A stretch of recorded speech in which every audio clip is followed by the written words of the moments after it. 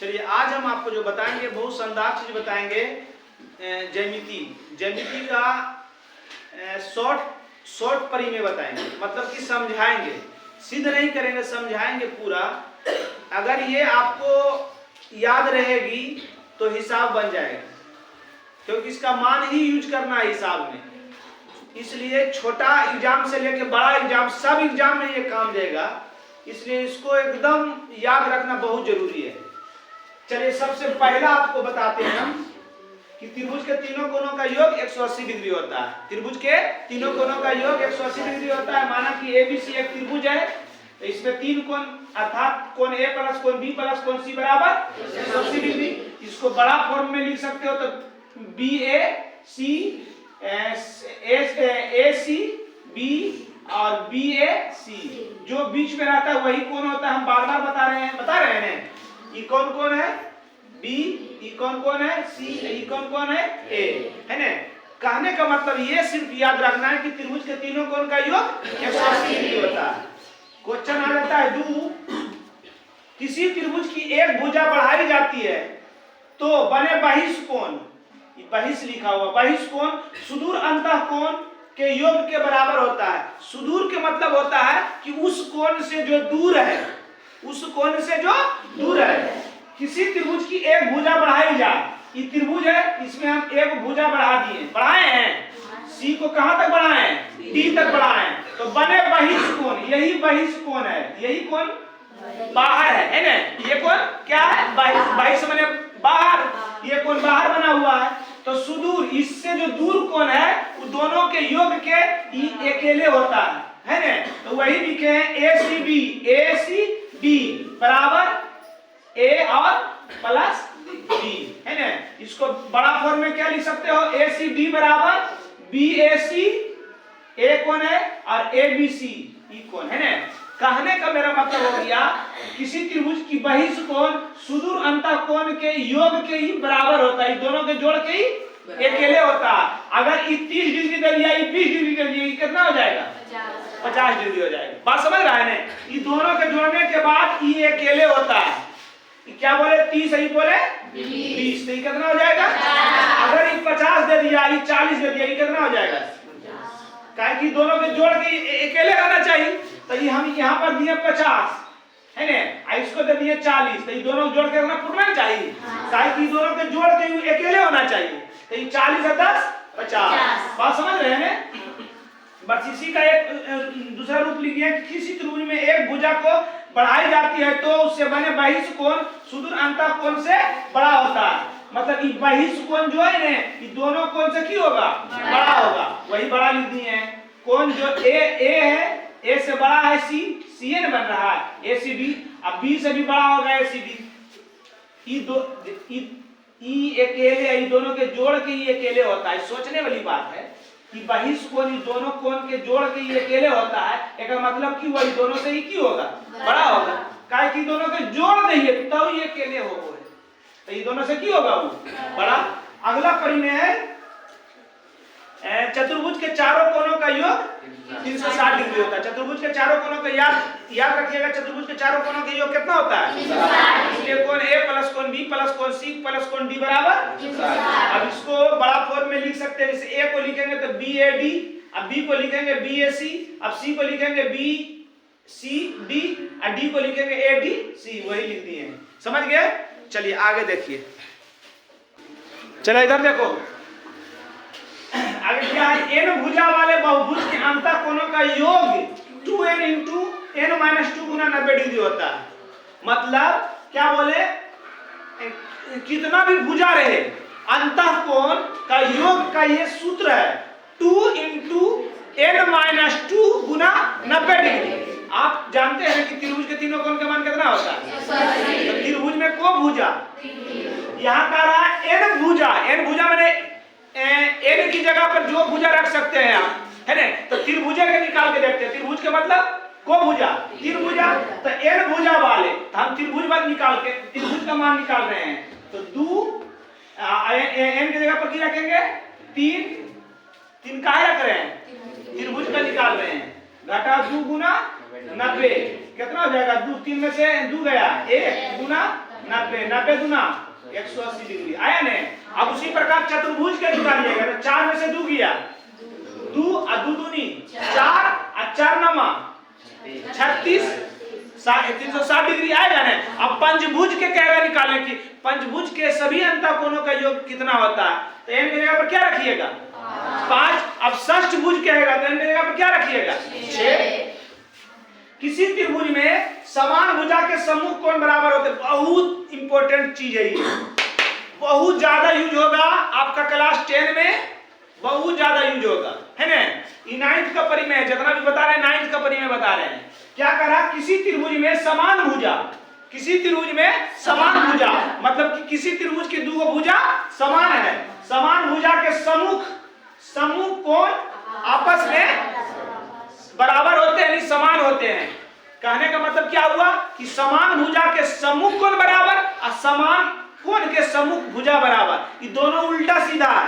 क्या बोले कि समान भुजा रहेगा तो उसका सम्मुख कोण बराबर और समान कोण रहेगा तो उसका सम्मुख भुजा बराबर, वही 2 लिखे हैं।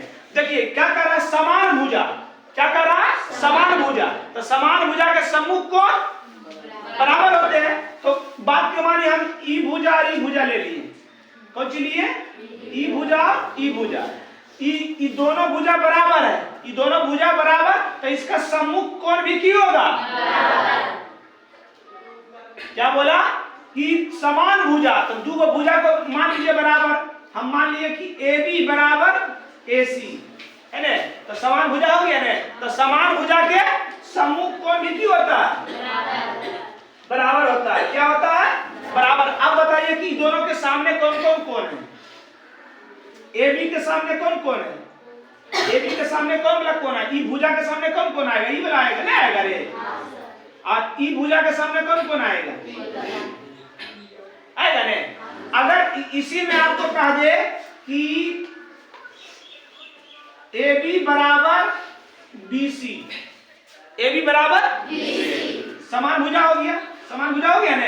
तो इस समान भुजा के सम्मुख कोण की होगा, ई भुजा दोनों समान तो एक सम्मुख कोण भी की होगा समान। तो AB के सामने कौन होगा, AB के सामने कौन कोण आएगा, ई कोण आ सकता है, कभी कभी कोण आ सकता है, सामने ये रहेगा। सम्मुख के मतलब की सामने, सम्मुख का मतलब की सामने, ई भुजा के सामने कौन कौन है, ई वाला बी कभी सामने आ सकता है, ये तो सट्टल है, दोनों सामने है, एक सामने तो ये है। तो AB के सामने कौन कौन है C, और BC के सामने कौन कौन है, ये समझिए एकदम ध्यान से, क्योंकि 10 में एकदम बहुत इसको यूज होगा, कंपटीशन में ही पूछता है सब, है ना। हो गया। अब इसे क्या उल्टा, इसमें बोला था समान भुजा के सम्मुख कोण समान, इसमें कह रहा समान कोण के सम्मुख भुजा समान। एकरा में भुजा बराबर के लिए एकरा में की करना है कोण बराबर, कौन 2 कोण बराबर कीजिए, कोण A बराबर कोण B, कोण A बराबर कोण B, तो समान कोण हो गया। तो समान जैसी कोण हुआ तो अगर सम्मुख भुजा भी की होगा समान, तो कोण A के सामने कोण A के सामने कौन भुजा है BC थे नुनू, और B के सामने कौन भुजाए थे। तो अगर ई कोण बराबर है, ई कोण बराबर है तो ई भुजा भी ऑटोमेटिक की होता है बराबर। जय हो जय हो, समझ आ रहा है क्या है पकड़वान, पूरा मगन है इधर, नहीं समझ में आ रहा। क्या बोले, समान भुजा के समान भुजा रहेगा तो सम्मुख कोण और समान कोण रहेगा तो सम्मुख भुजा बराबर, वही 2 लिखे हैं। जैसे हम यहाँ पर लिख दिए हैं, लिख देंगे कि चूंकि कोण C बराबर कोण B,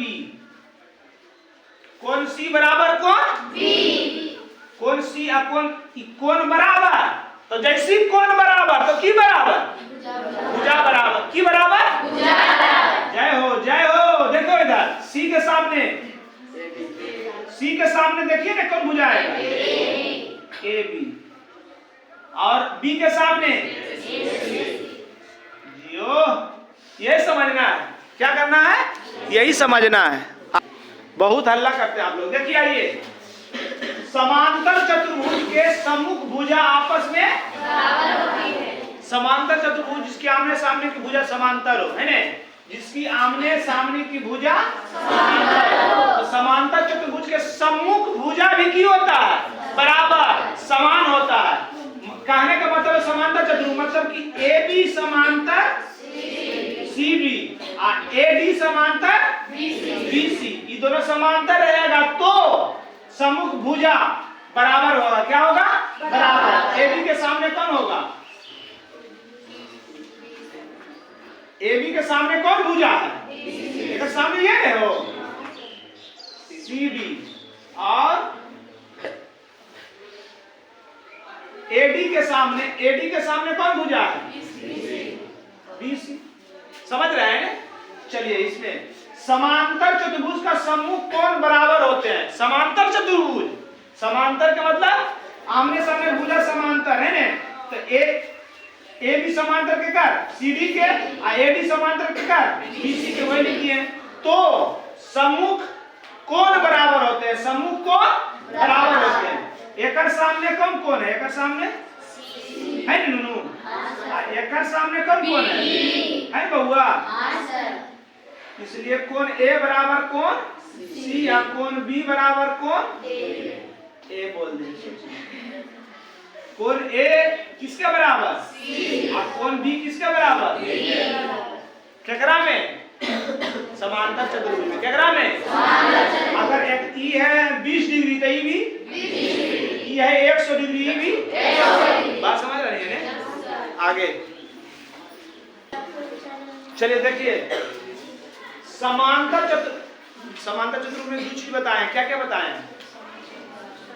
समांतर चतुर्भुज की सम्मुख भुजा, समांतर चतुर्भुज के सम्मुख कोण, तीसरा बता रहे हैं समांतर चतुर्भुज का विकर्ण एक दूसरे को समद्विभाजित करता है। विकर्ण समझता है ने? ये क्या हो गया? ये क्या है? विकर्ण। वो बिंदु पर जो विकर्ण जो है समद्विभाजित है। सम माने बराबर, द्वि माने दो, भाजित माने बांटा, दो बराबर भाग में है। कब? जब समांतर चतुर्भुज रहेगा तब। तो समांतर चतुर्भुज में क्या क्या होता है? जिसकी आमने सामने की भुजा बराबर, आमने सामने की भुजा समांतर हो, सम्मुख कोण समान है ना, तो वही लिखे हैं कि ए बी बराबर सी डी या ए डी बराबर बी सी। ए बी समांतर सी डी, ए डी समांतर बी सी। तब इसका विकर्ण समद्विभाजित होगा। इसका विकर्ण क्या होगा? इसका विकर्ण समद्विभाजित। इसका विकर्ण कौन विकर्ण है? ए सी और बी डी या डी बी है ना, इसका कोई विकर्ण है ए सी और तो ये दोनों विकर्ण जो है ना दो बराबर भाग में, को बराबर भाग में मतलब कि ओ ए और ओ सी समद्विभाजित का मतलब दो बराबर भाग में बटाने, और ओ बी बराबर ओ डी। ओ क्या बोले हम कि समांतर चतुर्भुज का विकर्ण जो है दो बराबर भाग में बांटता है। तो समांतर चतुर्भुज का विकर्ण सब बराबर दो बराबर भाग में है, इसलिए ओ सी बराबर ओ ए बराबर ओ सी और ओ बी बराबर ओ डी। समझ गए? अब सब समांतर चतुर्भुज का ये सब जो विलोम है उप परिमेय कह सकते हैं। जिस चतुर्भुज की सम्मुख भुजा बराबर हो, सम्मुख भुजा आपस में बराबर हो हुआ समांतर चतुर्भुज है ना। ई समांतर चतुर्भुज है ना, जेकर सम्मुख भुजा बराबर है, तो ए बी के सामने सी डी और ए डी के सामने तो की हो जाएगा, तो ए बी सी डी समांतर चतुर्भुज होगा। समांतर चतुर्भुज होगा। एक आए कि सब पहले समांतर चतुर्भुज में की बताए? पहला बताए थे कि समांतर चतुर्भुज का सम्मुख भुजा समान होते हैं। दूसरा क्रम बताए थे समांतर चतुर्भुज का सम्मुख कोण समान होते हैं। तीसरा क्रम बताए थे समांतर चतुर्भुज का विकर्ण एक दूसरे को समद्विभाजित करती है ना। जस्ट सब इसका उल्टा क्या क्या? जिस चतुर्भुज की सम्मुख भुजा बराबर, तो समांतर चतुर्भुज जिस चतुर्भुज की सम्मुख कोण बराबर, समांतर चतुर्भुज जिस चतुर्भुज की विकर्ण समद्विभाजित समांतर चतुर्भुज, जिस चतुर्भुज बोल रहे हैं, समझ रहे हैं, उसमें क्या लिखा है? समांतर चतुर्भुज। यहाँ क्या लिखा हुआ है? जिस चतुर्भुज की भुजा बराबर, तो समांतर चतुर्भुज।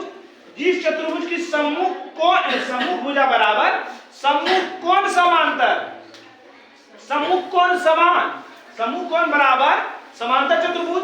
उन तीनों के उल्टा बोल रही है, उन तीन को बोल रही है कौन सी?